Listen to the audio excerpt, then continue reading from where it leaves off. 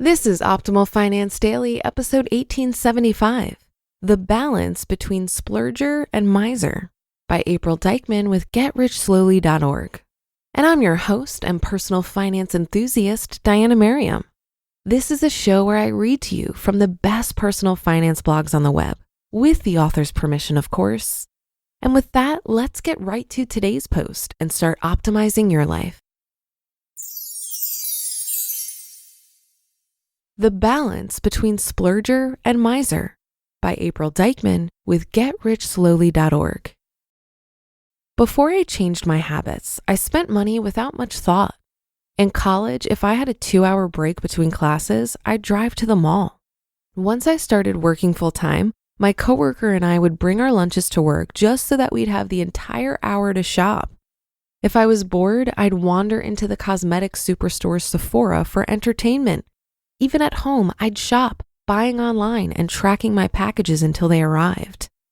I thought I needed a new dress for every event I attended, new clothes from REI for every backpacking trip, and practically a whole new wardrobe if I was going out of town. I thought these new things were a way to reinvent myself or to portray the right image, but all they did was fill up my closets and bathrooms with a ton of stuff that I'm still sorting through today. These habits never put me deeply into debt, but they weren't helping me to get out either. I was often surprised at my total at the checkout counter, but I'd throw down the credit card anyway, too self-conscious to put anything back. I'd make a lame promise to myself to cut back, but I never did. A stop to the splurging.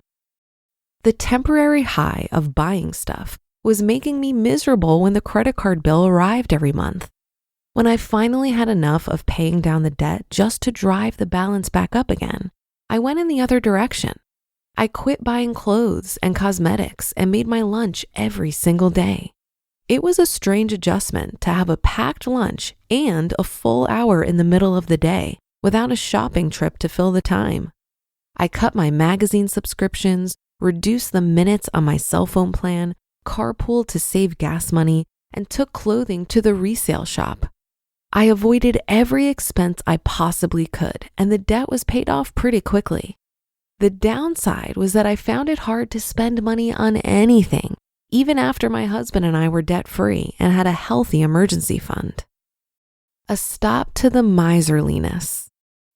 I remember when it became clear that I needed to assess my relationship with money yet again, because it was the day that the glass carafe from our French coffee press hit the floor. My stomach turned and I immediately wondered how much it was going to cost to replace it. I went online and found that a replacement carafe would cost $12. I breathed a sigh of relief, but I also realized that my reaction wasn't indicative of a healthy relationship with money. My compulsion to buy had turned into a compulsion to save. Why was I buying all that stuff? Why was I now so worried about saving every cent, especially since we were out of debt and saving money every month? I filled my need to buy with a need to save, and neither was working for me. The middle ground. In an attempt to find a balance between debt and spending guilt, I began to think about the reasons why it would be a good thing to spend extra money. I came up with the following situations. Number 1, gaining knowledge. This year, I paid more than I ever thought I would for a business course. Halfway into it, I know it was a good decision that will more than pay for the cost of the course. Paying to learn something useful doesn't necessarily have to have a monetary return to investment, though. I'd like to hire a swim coach to improve my skills, which won't make money but does provide a great physical workout. I don't feel badly about spending money when I will learn something of value.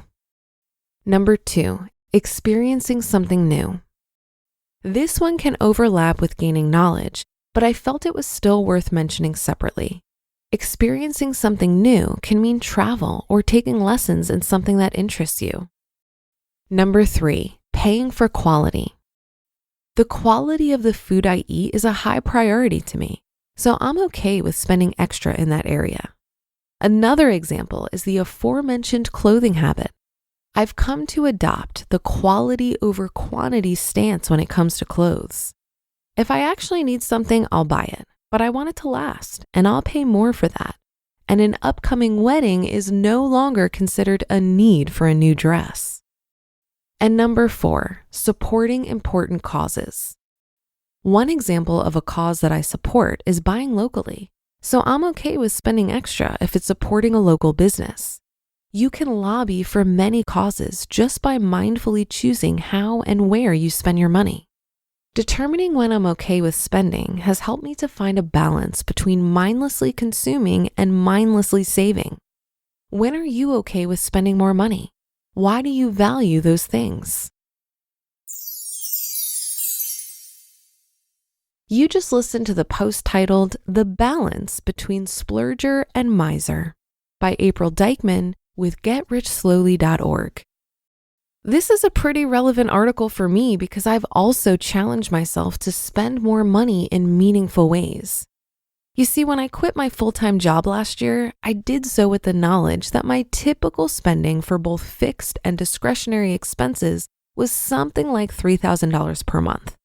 But being the frugal person I am and having a drastic cut to my income, I naturally pared back, and I've only spent $2,000 per month on average. So my burn rate was actually much slower than I planned. And since my Midwestern gentleman moved into my house, he's cut my biggest expense of housing in half. So I feel I have some wiggle room here to spend some more money. One of the things I cut out when I quit my job was regular massages. But I have a hard time regulating my nervous system. And when I treated myself to a massage recently, I realized that this is more than a luxury expense. It's actually really helpful for my mental and emotional well-being. So I committed to one massage per month for $120. On that same note, I decided to also spend some money on therapy.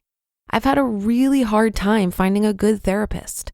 I've seen 4 different therapists in the last 4 years, and frankly, I've never found it helpful. I've hated spending money on therapy, as it simply hasn't been worth the cost. But I found something called somatic therapy, and it does seem to be more effective for me.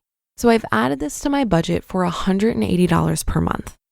While these expenses on the surface might seem like luxuries, I suspect the benefits to my well-being will far outweigh the costs, and I have plenty of room in my budget to accommodate them.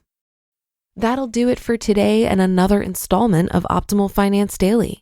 Have a happy Thursday. Thank you for being here every day and listening, and I'll see you on the Friday show tomorrow, where your optimal life awaits.